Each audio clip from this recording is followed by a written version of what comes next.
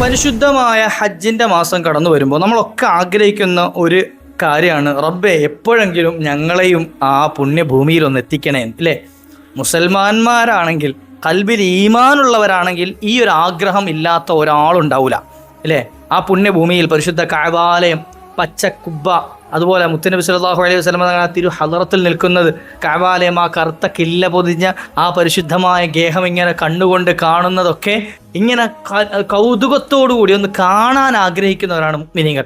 Zamzam വെള്ളം വേണ്ടുവോളം കുടിക്കാൻ ആഗ്രഹത്തോടുകൂടി കോരി കോരി കുടിക്കാൻ ഒരു തൗഫീഖ് കിട്ടാന്നുള്ളത് ഇതൊക്കെ ആഗ്രഹിക്കുന്നവരാണില്ലേ. ആ കഅബാലയം തവാഫ് ചെയ്യുന്നത്, സഫാ മർവ പർവ്വതങ്ങൾക്കിടയിൽ ഇങ്ങനെ സഈ ചെയ്യുന്നത് ഇല്ലേ. പരിശുദ്ധമായ മുത്തുനബി സല്ലല്ലാഹു അലൈഹി വസല്ലം തങ്ങൾക്ക് ഖുർആൻ ഇറങ്ങിയ ആ ഹിറാ ഗുഹ അതൊന്ന് കാണാൻ, അത് സ്ഥിതി ചെയ്യുന്ന ആ ജബലൊന്ന് കാണാൻ, മുത്തുനബി സല്ലല്ലാഹു അലൈഹി വസല്ലമ തങ്ങൾ അവിടുത്തേക്ക് സിദ്ദീഖുൽ അക്ബർ തങ്ങളോടൊപ്പം അഭയം പ്രാപിച്ചിരുന്ന ഗാർ സൗർ കാണാൻ, ഇങ്ങനെ തുടങ്ങിയിട്ട് ആ പ്രദേശം കാണാൻ കൊതിക്കാത്ത, പരിശുദ്ധമായ ഹജ്ജ് ചെയ്യാൻ കൊതിക്കാത്ത ഏത് മുഅ്മിനാ ഉള്ളത്? എന്നാൽ പലപ്പോഴും നമ്മുടെയൊക്കെ ഒരു വിലങ്ങുതടിയായി നിൽക്കുന്നത് നമ്മുടെ സമ്പാദ്യമായിരിക്കും, ആരോഗ്യമായിരിക്കും, അല്ലെ മറ്റ് സംവിധാനങ്ങളായിരിക്കും. ഇതൊക്കെ മാറ്റി വെച്ചിട്ട് പരിശുദ്ധമായ ഹജ്ജിന് പോകാൻ ആഗ്രഹിക്കുന്നുണ്ടോ? ആ പുണ്യഭൂമിയിൽ എത്തണമെന്ന് ഖൽബിൽ അതിയായ മോഹമുണ്ടോ? ഞാൻ സിമ്പിളായൊരു വഴി പറഞ്ഞു തരാം. എത്ര സമ്പത്തില്ലാത്തവരാണെങ്കിലും, എത്ര തടസ്സങ്ങളുണ്ട് എന്ന് പറഞ്ഞാലും ശരി, അതൊക്കെ തട്ടിമാറിയിട്ട് ആ ഭൂമിയിൽ ഈ ഒരൊറ്റ വർഷം, അതായത് ഇന്നു മുതൽ തുടങ്ങി അടുത്ത വർഷം ഹജ്ജിൻ്റെ സമയമാകുന്നതിന് മുമ്പ്, ഈ ഒരു വർഷം പൂർത്തിയാകുന്നതിന് മുമ്പ് പരിശുദ്ധമായ ഹറം ഷരീഫിൽ ഹജ്ജിന് വേണ്ടിയിട്ട് നമ്മൾ അവിടെ എത്തിയിരിക്കും. നീയത്ത് നല്ലതാണ് എങ്കിൽ, ഞാൻ ഈ പറയുന്ന രൂപത്തിലാണ് ചെയ്യുന്നത് എങ്കിൽ, അല്ലാഹു സുബ്ഹാനഹു വ തആല അവിടെ എത്തിച്ചു തരുമാറാകട്ടെ. ഇൻഷാ അല്ലാഹ് വീഡിയോ മുഴുവനും കേൾക്കണേ. കൊതിയുള്ള ആളുകൾ ആഗ്രഹത്തോടുകൂടി നല്ല ഇഖ്ലാസോടുകൂടി കേൾക്കുക. ഇൻഷാ അല്ലാഹ് അല്ലാഹു നമ്മെ അവിടെ എത്തിച്ചു തരിക തന്നെ ചെയ്യും. മറ്റുള്ളവരിലേക്ക് എത്തിച്ചു കൊടുക്കാൻ മറക്കരുത്.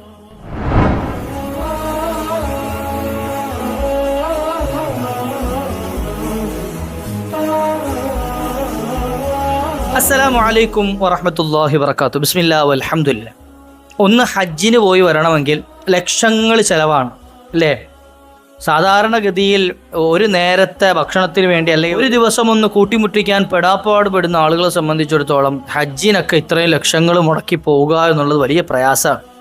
എന്നാൽ ഒരു മാർഗവുമില്ലാത്ത ആളുകളാണെങ്കിൽ ശരി, ഒരു വഴിയും മുമ്പിലില്ല എങ്കിലും ശരി, ആ പരിശുദ്ധമായ ഭൂമിയിൽ എത്തണം എന്ന് കൽവിൽ കൊതിയുള്ളവരാണ് എങ്കിൽ എത്തുക തന്നെ ചെയ്യും. ഇൻഷാ അല്ലാഹ് അതിനുള്ളൊരു എളുപ്പ വഴി ഞാൻ പറഞ്ഞുതരാം. ഒരു എളുപ്പ വഴി പറഞ്ഞുതരാം, സിമ്പിളായി ചെയ്യാൻ പറ്റിയ, ചെയ്യുമെന്ന നല്ല നിയ്യത്തോടുകൂടി ഞാൻ ഈ പറയുന്ന രൂപത്തിൽ ചെയ്യുകയാണ്. ഇൻഷാ അല്ലാഹ് ആ പുണ്യഭൂമിയിൽ എത്തിച്ചിട്ടല്ലാതെ മരിക്കുകയില്ല എന്ന് മാത്രമല്ല, വരുന്ന അടുത്ത വർഷത്തിന് മുമ്പ് അവിടെ എത്തുക തന്നെ ചെയ്യും. എനിക്ക് നേരിട്ട് അനുഭവമുണ്ട്. ഒരു സാധുവായ സ്ത്രീ എന്നോട് നേരിട്ട് പറഞ്ഞത്, കാരണം കുറച്ച് വർഷങ്ങൾക്ക് മുമ്പ് ഞാൻ ഈ ഒരു വീഡിയോ ഈ വിഷയവുമായി ബന്ധപ്പെട്ട് ചെയ്തത് ഓർമ്മയുണ്ട്.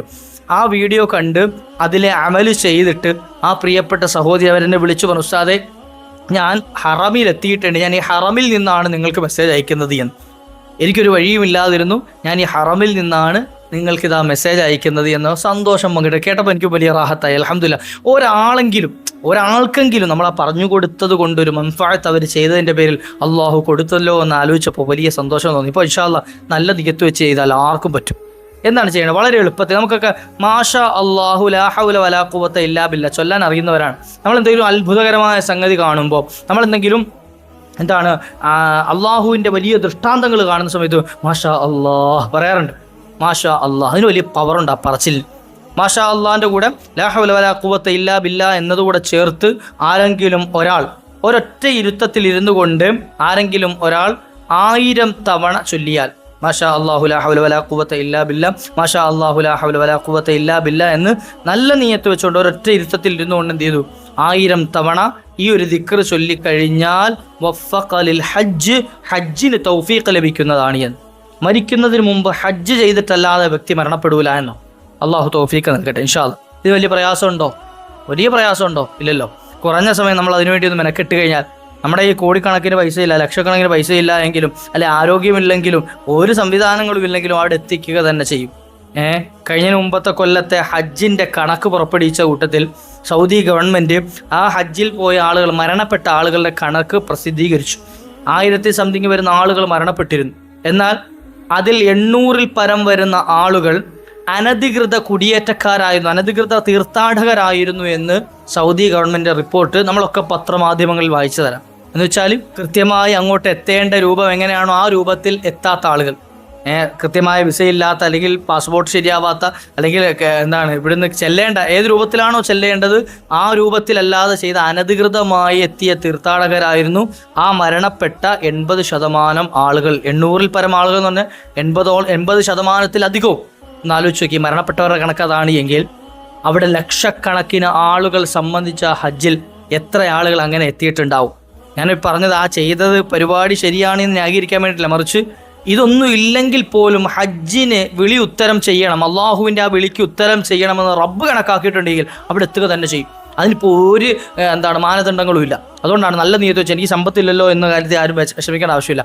അവിടെ എത്തണമെന്ന് അള്ളാഹുവിൻ്റെ തീരുമാനം ഉണ്ടെങ്കിൽ ഉറപ്പായിട്ടെത്തും. പക്ഷെ നമ്മൾ ചില കാര്യങ്ങൾ ചെയ്തു വെക്കണം, നമ്മുടെ നീയത്ത് നന്നാക്കണം. അള്ളാഹുവെ എനിക്ക് അവിടെ എത്തണം, എനിക്ക് ആ കഅബാലയം കാണണം, പരിശുദ്ധമായ ആ കുബ്ബ, അതായത് മുത്തുനബി തങ്ങളുടെ ആ പരിശുദ്ധമായ പച്ച കുബ്ബ ഒന്ന് കണ്ണുകൊണ്ട് കാണണം. സഫാ മർവ പർവ്വതങ്ങൾക്കിടയിൽ ഹാജർ റളിയല്ലാഹു അൻഹു നടന്നതുപോലെ ഓടിയതുപോലെ എനിക്ക് ഓടാൻ കഴിയണം. മഹാനായ ഇസ്മായിൽ നബി അലൈഹി സ്വലാമിൻ്റെ കാൽപാദങ്ങൾ കൊണ്ട് പുളകിതമായ സംസമിൻ്റെ ആ ഉറവ എനിക്ക് വേണ്ടുവോളം കുടിക്കാൻ ഇവിടെ നിന്ന് കിട്ടുന്ന 1 ഗ്ലാസോ 2 ഗ്ലാസോ ഒക്കെ ആരെങ്കിലും ഹജ്ജ് കഴിഞ്ഞ് ഉംറ കഴിഞ്ഞ് വരുമ്പോൾ തരുന്നതല്ലാതെ എനിക്ക് അവിടെ നിന്ന് വേണ്ടുവോളം മതി വരുവോളം കുടിക്കാൻ എനിക്ക് തൗഫീഖ് കിട്ടണം. ഇതൊക്കെ ആഗ്രഹത്തിൽ ആ മനസ്സിൽ കരുതിക്കൊണ്ട് ഒരാൾ എന്ത് ചെയ്തു, നല്ല നീയത്ത് വെച്ചിട്ട് നല്ല ഇഖ്ലാസോട് കൂടിയിട്ട് ഈ പറഞ്ഞ രൂപത്തിലൊന്ന് ചെയ്യും. ഇൻഷാ അല്ലാഹ് ഉറപ്പായിട്ടും ഹജ്ജിന് അള്ളാഹു തൗഫീഖ് നൽകും. ഇൻഷാ അല്ലാഹ് അള്ളാഹു തൗഫീഖ് നൽകട്ടെ, അള്ളാഹു തൗഫീഖ് നൽകട്ടെ. ഇനി മറ്റൊരു വഴി പറഞ്ഞുതരാം. എന്താണ് ചെയ്യേണ്ടത്? നബി സല്ലല്ലാഹു അലൈഹി വസല്ലം തങ്ങളുടെ ചില ഹദീസുകളിലുണ്ട്, ആരെങ്കിലും ആരെങ്കിലും ഒരാൾ സൂറത്തു നബ അമ്മ യതസാഅലൂൻ, നമുക്ക് 30-ാമത്തെ ജുസ് തുടങ്ങുന്ന സൂറത്ത് അമ്മ യതസാഅലൂൻ എന്ന കേവലം 40 ആയത്ത് മാത്രമേ ഉള്ളൂ, ചെറിയ ചെറിയ ആയത്ത്. അമ്മ യതസാഅലൂൻ അനിൻ നബഇൽ അദീം അല്ലദീ ഹും ഫീഹി മുഖ്തലിഫൂൻ കല്ലാ സയഅലമൂൻ സുമ്മ കല്ലാ സയഅലമൂൻ, ഇങ്ങനെ തുടങ്ങിയിട്ട് ചെറിയ ചെറിയ ചെറിയ ചെറിയ ആയത്തുകളുള്ള 40 ആയത്തുകൾ മാത്രമുള്ള അമ്മ യതസാഅലൂൻ എന്ന സൂറത്ത് ആരെങ്കിലും ഒരാൾ പാരായണം ചെയ്തു എല്ലാ ദിവസവും, എന്നാൽ ലം തഖ്റുജ് സനതു കാന യജ്മനുഹാ ഫീ കുല്ലി യൗമിൻ ഹത്താ യസൂറ ബൈത്തുല്ലാഹിൽ ഹറാം ഇൻഷാ അല്ലാഹ്. ആരെങ്കിലും ഒരാൾ എല്ലാ ദിവസവും ഇത് മുടങ്ങാതെ പതിവാക്കി 1 വർഷക്കാലം അത് ചൊല്ലി, 1 വർഷക്കാലം ഓതുക എന്ന് പറഞ്ഞാൽ നമ്മൾ ഏതെങ്കിലും ഒരു സമയത്ത്, ദിവസത്തിൻ്റെ ഏതെങ്കിലും ഒരു സമയത്ത് ഇത് പതിവായി ചൊല്ലി ഉമ്മമാരെ സംബന്ധിച്ചിടത്തോളം മെൻസസിൻ്റെ സമയത്ത് ഒഴിവാക്കി ബാക്കിയുള്ള സമയത്ത് അവർക്ക് നിസ്കാരമുള്ള സമയം ഏതാണോ ആ സമയത്ത് ഓതിയാൽ മതി. അങ്ങനെ അവർ ഓതി 1 വർഷക്കാലം തികയുന്നതിന് മുമ്പ് ആ വർഷം ഇവർ പരിശുദ്ധമായ മസ്ജിദുൽ ഹറം കണ്ടിട്ടല്ലാതെ കഴിഞ്ഞു കടക്കുകയില്ല എന്ന് നബി സല്ലല്ലാഹു അലൈഹി വസല്ലം ഹദീസുകൾ മഹത്തുക്കൾ പഠിപ്പിച്ചിരിക്കുകയാണ്. അമ്മ യതസാഅലൂൻ ഓതുന്ന ആ വർഷം ഉണ്ടല്ലോ, ആ ഒരു വർഷം കഴിഞ്ഞു കടക്കുന്നത് പരിശുദ്ധമായ ഹറം അവർ കണ്ടിട്ടേ എന്ത് ചെയ്യുള്ളൂ, അതായത് മസ്ജിദുൽ ഹറം, ബൈത്തുൽ ഹറം, പരിശുദ്ധമായ കഅബാലയം കണ്ണുകൊണ്ട് കണ്ടിട്ടേ അവരെന്ത് ചെയ്യുള്ളൂ, ആ വർഷം വിട്ടു കടക്കുകയുള്ളൂ എന്ന്. ഉറപ്പായിട്ടും അവിടെ എത്തുമെന്നാണ് പറഞ്ഞതിനർത്ഥം. അള്ളാഹു തൗഫീഖ് നൽകട്ടെ. അല്ലേ, ഞാൻ മുമ്പ് പറഞ്ഞു, തുടക്കത്തിൽ പറഞ്ഞത് ഒരു ഉമ്മ ചൊല്ലിയിട്ട് ഹറമിലെത്തി ഈ പരിശുദ്ധമായ സൂറത്തിൻ്റെ കാര്യമാണ് ഞാൻ പറഞ്ഞത്. ആരെങ്കിലും ഒരാൾ ഈ ഒരു സൂറത്ത് അവർ പറഞ്ഞു ആ വർഷം കഴിയുന്നതിന് മുമ്പ് ഞാൻ ഓതി തുടങ്ങി, എനിക്ക് ആ 1 വർഷം പൂർത്തിയാകുന്നതിന് മുമ്പ് ഞാനിത് ഹറമിൽ നിന്നാണ് നിങ്ങൾക്ക് മെസ്സേജ് അയക്കുന്നത്, ഇവിടെ എത്തിയതിൻ്റെ ഒരു സന്തോഷം നിങ്ങളുമായി പങ്കുവെക്കുകയാണ് എന്ന് പറഞ്ഞിട്ടാണ് എന്നോടത് പറഞ്ഞത്. അള്ളാഹു നമ്മളെയും അനധിവിദൂര ഭാവിയിൽ പരിശുദ്ധ ഭൂമിയിൽ എത്തിച്ചേരട്ടെ. അപ്പം നല്ല നീയത്തോടുകൂടി ചെയ്തോളൂ കേട്ടോ. പക്ഷെ അത് കഅബാലയം കാണണ്ടേ, പരിശുദ്ധമായ കഅബാലയം കണ്ണുകൊണ്ട് കാണണ്ടേ, നമുക്ക് ആ കില്ലയിലൊന്ന് പിടിക്കണ്ടേ, അതിലൊന്ന് നെറ്റിത്തടം വെച്ച് നമ്മുടെ ചുണ്ടുകളൊന്ന് ചേർത്ത് നമുക്ക് മനസ്സറിഞ്ഞും ദുആ ഇറക്കണ്ടേ, ആ ഹജർ ഇസ്മായിലിൻ്റെ ചോടെ നിന്നൊന്ന് നിസ്കരിക്കണ്ടേ, നമുക്ക് അതൊക്കെ ഒന്ന് തൊട്ടുമുത്താനും ഒക്കെ ആ ഹജറുൽ അസ്വദൊക്കെ ഒന്ന് കാണാനും തൊടാനും ഒക്കെ ഒന്ന് അവസരം കിട്ടണ്ടേ. ആത്മാർത്ഥമായി നല്ല ഇഖ്ലാസോടുകൂടി ഇൻഷാ അല്ലാഹ് നീയത്ത് വെച്ചുകൊണ്ട് ചൊല്ലാം. അള്ളാഹു തൗഫീഖ് നൽകട്ടെ, അള്ളാഹു നമ്മയൊക്കെ കബൂലാക്കട്ടെ ഇൻഷാ അല്ലാഹ്. നമ്മുടെ ചാനൽ ഇതുപോലെയുള്ള നല്ല നല്ല വീഡിയോകൾ എപ്പോഴും അപ്ലോഡ് ചെയ്യും ഇൻഷാ അല്ലാഹ്. സബ്സ്ക്രൈബ് ചെയ്യാത്തവരുണ്ടെങ്കിൽ ഒന്ന് ചെയ്തു വെക്കുക. അപ്ലോഡ് ചെയ്യുന്ന ഉടനെ നമ്മളിലേക്ക് അതിൻ്റെ നോട്ടിഫിക്കേഷൻ എത്തും ഇൻഷാ അല്ലാഹ്. അതുപോലെ തന്നെ മറ്റുള്ളവരിലേക്ക് എത്തിച്ചു കൊടുക്കാൻ മറക്കരുത്. നമ്മൾ ഷെയർ ചെയ്യുന്നതനുസരിച്ച് ആരെങ്കിലും ഒരാൾ അത് ചൊല്ലുകയോ ഓതുകയോ ചെയ്താൽ അതിൻ്റെ കൂലി നമുക്കും കിട്ടും. അള്ളാഹു തൗഫീഖ് നൽകട്ടെ. പിന്നെ നിങ്ങളുടെ അഭിപ്രായങ്ങൾ അറിയിക്കുക, കമൻറ്റുകൾ രേഖപ്പെടുത്തുക, അതുപോലെ നിങ്ങൾക്കുള്ള ദുആ വസിയത്തുകൾ ചെയ്യുക, സംശയങ്ങൾ ചോദിക്കുക. അതൊക്കെ നമ്മുടെ കമൻറ്റ് ബോക്സുകൾ ഓപ്പൺ ആണ് ഇൻഷാ അല്ലാഹ്, നിങ്ങൾക്ക് ചോദിക്കാവുന്നതാണ്. അള്ളാഹു എല്ലാ കാര്യങ്ങളും റാഹത്താക്കി സന്തോഷം നൽകട്ടെ. വ ആഖിറു ദഅ്വാനാ അനിൽ ഹംദുലില്ലാഹ്. അസ്സലാമു അലൈക്കും വറഹ്മത്തുള്ളാഹി.